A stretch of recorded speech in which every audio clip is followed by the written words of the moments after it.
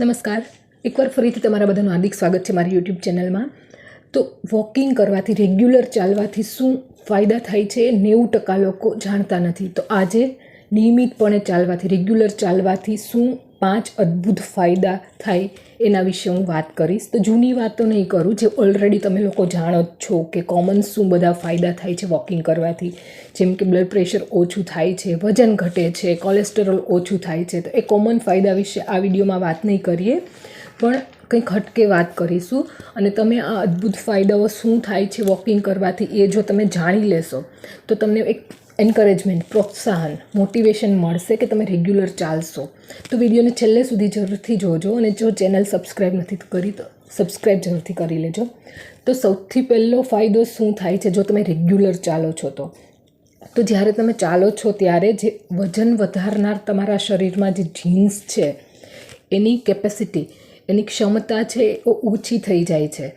અને તમારું એવા જીન્સ હોય છે શરીરમાં, તો તમે જાણો છો ઘણા એવા લોકો હોય છે જે શરીરનું ખૂબ જ ધ્યાન રાખે છે, હેલ્થ પ્રત્યે ખૂબ જ સજાગ હોય છે, ખૂબ જ ઓછી માત્રામાં ખાય છે, હેલ્ધી ફૂડ ખાય છે, છતાં પણ એમનું વજન ઓછું થવાનું નામ નથી લેતું. તો એનું કારણ એ છે કે આવા લોકોમાં કંઈક એવા જીન્સ હોય છે જે વજન વધારવા માટે જવાબદાર હોય છે, કે જે ફેટ ડિપોઝિશનને વધારવાનું કામ કરી રાખે છે, કે એની અંદર શરીરમાં એવા જીન હોય છે. તો આ વજન વધારનાર જે જીન છે, તો તમે જો રેગ્યુલર ચાલો છો તો એની ઉપર શું અસર થાય એ જાણવા માટે હાર્વર્ડ યુનિવર્સિટીમાં એક રિસર્ચ થઈ, જેમાં 12,000 લોકો ઉપર એક રિસર્ચ કરવામાં આવ્યું હતું. જેમાં જે લોકો રેગ્યુલર ચાલે છે એના વિશે જોયું. તો જે લોકો રેગ્યુલર જે ચાલે છે એમાં જે વજન વધારનાર, ફેટ ડિપોઝિટ કરનાર જે જીન હતા એની કેપેસિટી, એની ક્ષમતા છે એ 50% જેટલી ઓછી થઈ ગઈ હતી. એટલે કે એમનામાં જે વોક કરે છે એનામાં વજન વધવાની કેપેસિટી, કે વજન ના વધે એ લોકોનું 50% સુધી, જો એ રેગ્યુલર ચાલતા હોય છે. તો જો એમાં વજન વધારનાર જીન છે તો પણ જો એ લોકો રેગ્યુલર ચાલે છે, બીજું બધું કરવાથી, જો ઓછું ખાવાથી કે આ કરવાથી તે કરવાથી એમનું વજન ઓછું નથી થતું, પણ જો નિયમિતપણે રેગ્યુલર ચાલે છે તો એની કેપેસિટી ઓછું થઈ જાય છે. તો આ એક ખૂબ જ અદ્ભુત ફાયદો છે.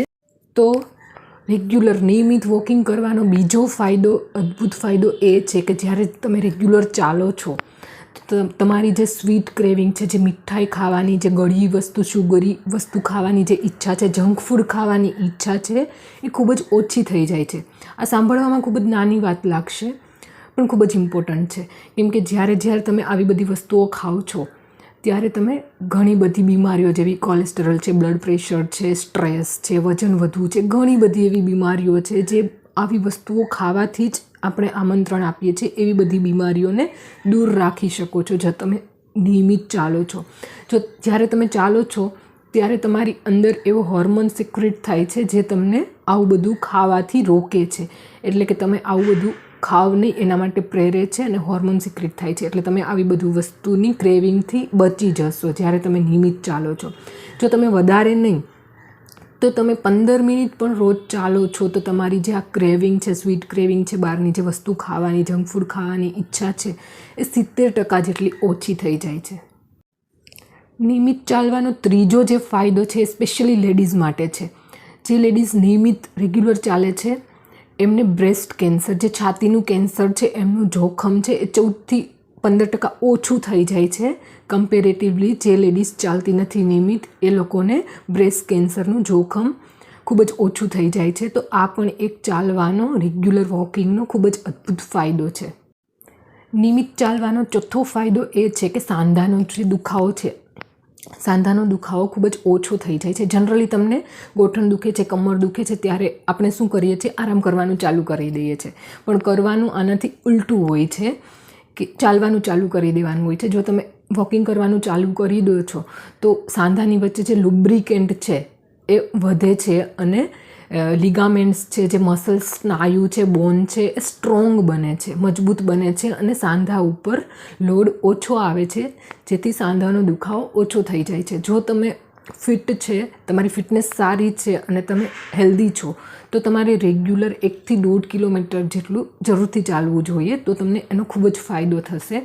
અને જો તમને કોઈ તકલીફ છે તો તમે જેટલું પણ ચાલી શકો છો એટલું જરૂરથી ચાલવું જોઈએ, જેથી તમને વોકિંગથી ઘણો બધો ફાયદો થાય. ને જો ફ્યુચરમાં પણ કોઈ સાંધાનો દુખાવો થવાની પોસિબિલિટી છે એ પણ ખૂબ ઓછી થઈ જાય છે જો તમે રેગ્યુલર નિયમિતપણે વોક કરો છો તો ચાલવું ખૂબ જ જરૂરી છે. 5મો ફાયદો એ છે કે તમારી રોગપ્રતિકારક શક્તિ, ઇમ્યુનિટી છે એ સ્ટ્રોંગ બને છે. એટલે કે તમારું રોગપ્રતિકારક શક્તિ વધી જાય છે જો તમે નિયમિત ચાલો છો તો. આના ઉપર પણ એક રિસર્ચ કરવામાં આવ્યું હતું 1000 લોકો ઉપર, જે લોકો અઠવાડિયામાં 5 દિવસ વોક કરે છે એ લોકોમાં જે મોસમ બદલાવા ઉપર જે બીમારીઓ થાય છે, શરદી છે, ઉધરસ છે, ફ્લૂ છે, તાવ છે, એ બધી બીમારીઓનું જોખમ છે એ કમ્પેરેટિવલી બીજા લોકો જે વોક નથી કરતા એ લોકોની કમ્પેરિઝનમાં 45% જેટલું ઓછું થઈ જાય છે. અને રેગ્યુલર ચાલવાવાળા લોકો જો બીમાર પડે પણ છે તો એમની રિકવરીની જે સ્પીડ છે, સાજા થવાની જે સ્પીડ છે એ ખૂબ જ વધી જાય છે. અને સિમ્ટમ્સ જે છે, લક્ષણો છે જે બીમારીના, એ પણ એટલા તીવ્ર નથી હોતા જો એ લોકો રેગ્યુલર ચાલે છો તો તમે રેગ્યુલર ચાલવાથી તમારી રોગપ્રતિકારક શક્તિ પણ વધારી શકો છો અને ડિઝીઝ સામે ફાઇટ કરી શકો છો. તો આ ખૂબ જ ફાયદો થાય છે તમને ચાલવાથી, કે ઇમ્યુનિટી પણ વધે છે અને તમે વારે ઘડીએ બીમાર નથી પડતા. તો આશા રાખું છું તમને પ્રોત્સાહન મળ્યું છે, મોટિવેશન મળ્યું હશે કે તમે રેગ્યુલર ચાલવાનું ચાલુ કરી દેશો. તો કાલથી તો નહીં પણ આજથી જ ચાલુ કરી દો ચાલવાનું અને તમારી જાતને ફિટ ને હેલ્ધી રાખવાનું ચાલુ કરી દો. તો આશા રાખું છું ઇન્ફોર્મેશન, માહિતી છે તમને ઉપયોગી થઈ હશે.